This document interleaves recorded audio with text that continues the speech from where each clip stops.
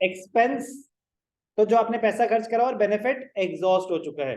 But ऐसा भी हो सकता है कि आपने एक्सपेंस किया था, अब जब आपने रेंट पे करा, आपने रेंट पे करा, तो क्या है वो, कैपिटल एक्सपेंडिचर या रेवेन्यू एक्सपेंडिचर? रेवेन्यू एक्सपेंडिचर, बिल्कुल सही बात है। Rent paid, revenue expenditure. Electricity expenses paid, telephone expenses paid, salaries paid, capital और रेवेन्यू, रेवेन्यू एक्सपेंडिचर। बिल्कुल सही बात है, आपका रेवेन्यू एक्सपेंडिचर ही था। बट जब आप अकाउंटिंग करने लगे at the end of the year, जब आप अपने फाइनेंशियल स्टेटमेंट्स क्लोज कर रहे थे, तो आपने देखा कि आपने तो 2 महीने का एक्स्ट्रा रेंट दे रखा है। उसे बोलते हैं एडजस्टमेंट करना। At the end of the period आप देखते हैं कि आपने कुछ नेक्स्ट पीरियड की पेमेंट एडवांस में तो नहीं कर रखी।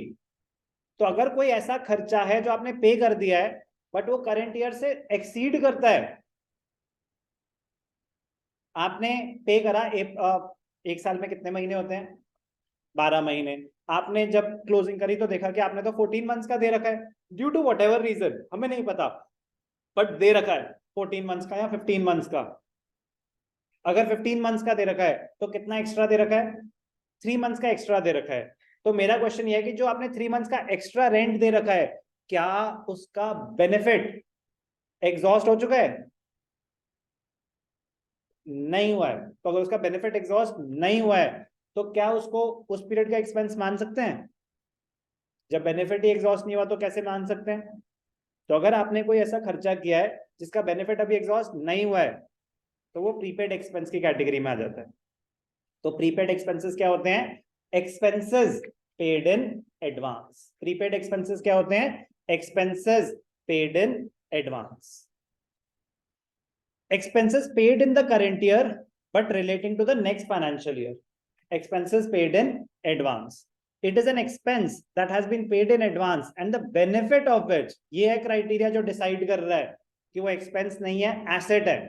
The benefit of which will be available in the following year or years. अब फॉर एग्जाम्पल आपने इंश्योरेंस प्रीमियम पे करा 50,000 का, और 1 अक्टूबर को, कब पे करा? 1 अक्टूबर को आपने गाड़ी खरीदी, आपने इंश्योरेंस कराई 1 अक्टूबर 2021, एनुअल पेमेंट होती है इंश्योरेंस। तो अब अगर 1 अक्टूबर को कराई है तो कब तक का पेड है वो आरफ?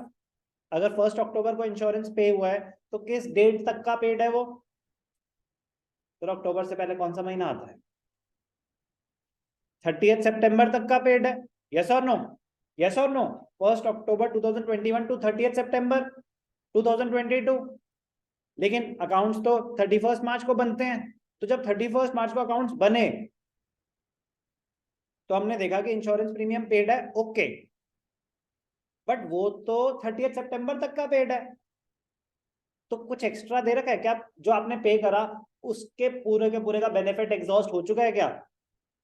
नहीं हुआ सर, अभी 6 महीने और आगे तक का दे रखा है।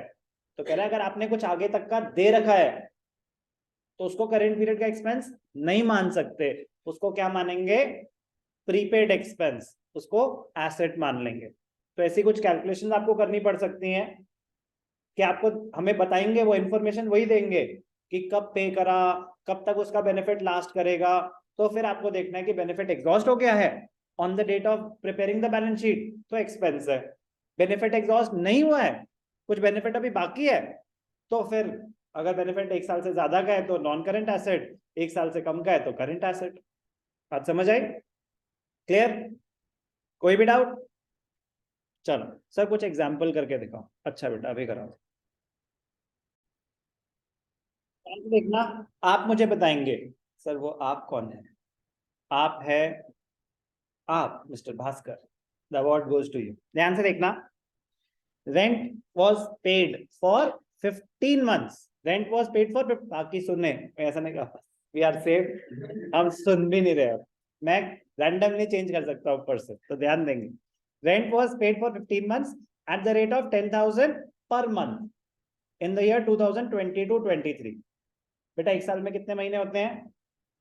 12। आपने कितने मंथ्स का रेंट पे करा? क्यों?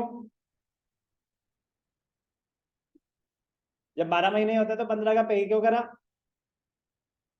That is not our concern. Question ने बताया कि 15 मंथ्स का पे करा, वो अब आपसे पूछ रहे कि अब तो पे हो गया, अब अकाउंटिंग ट्रीटमेंट क्या करनी है ये बताओ। तो 10,000 पर मंथ है, तो रेंट पेड कितना है mister Bhaskar? Rent paid in the year 2022-23 10,000 per month है अगर, तो कितना रेंट पे करा होगा उस साल में? करेक्ट, इंटू 15, तो क्या हो गया 1,50,000। तो ये तो रेंट पे हुआ, बट क्या ये पूरा, अब कैलकुलेट दी एक्सपेंस, वो पूछ रहा है इसमें से एक्सपेंस कितना है, उस पीरियड का एक्सपेंस कितना माने। What is the meaning of expense? The benefit of which gets exhausted during the year, the benefit which is consumed during the year. तो मेरा क्वेश्चन ये कि अगर रेंट पे करा है 1,50,000 इन दैट ईयर, तो क्या वो पूरा का पूरा उसी पीरियड का एक्सपेंस है? नो, बिल्कुल सही आंसर, नो सर। कितना उस पीरियड का एक्सपेंस है? उस पीरियड में आपने कितने महीने का बेनिफिट ले लिया होगा? 22-23 में कितने महीने थे?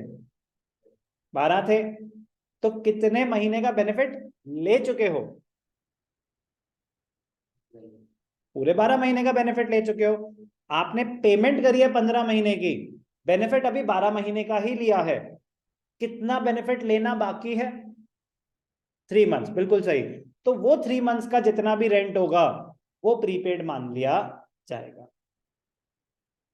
तो आपने पेमेंट करी less prepaid expense, less prepaid expense, prepaid expense मतलब प्रीपेड रेंट।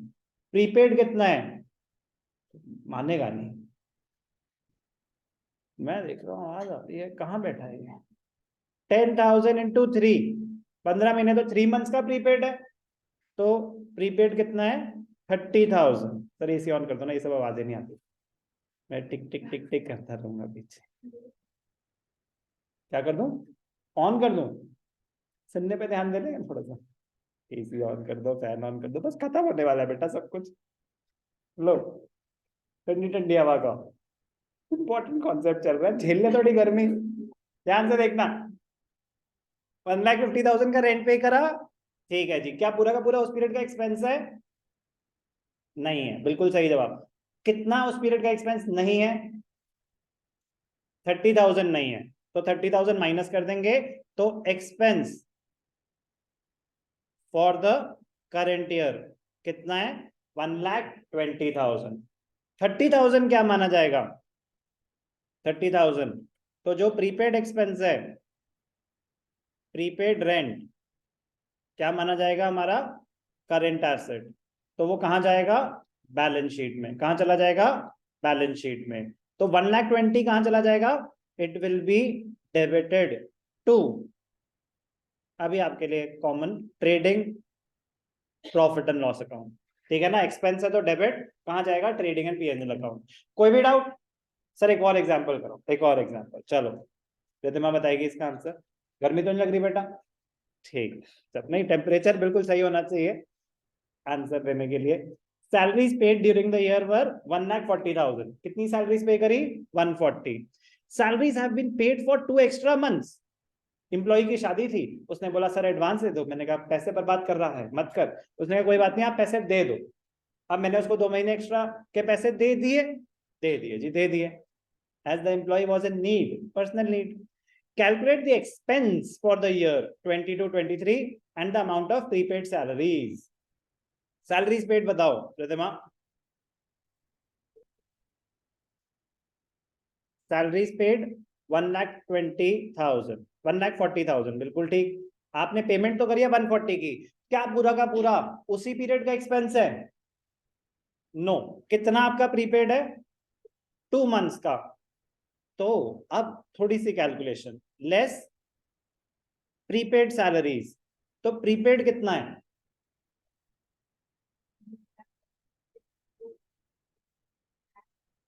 एक सेकेंड, ये working note, calculation of prepaid salaries, बोलेंगे 1,40,000 इंटू 2, 2,80,000।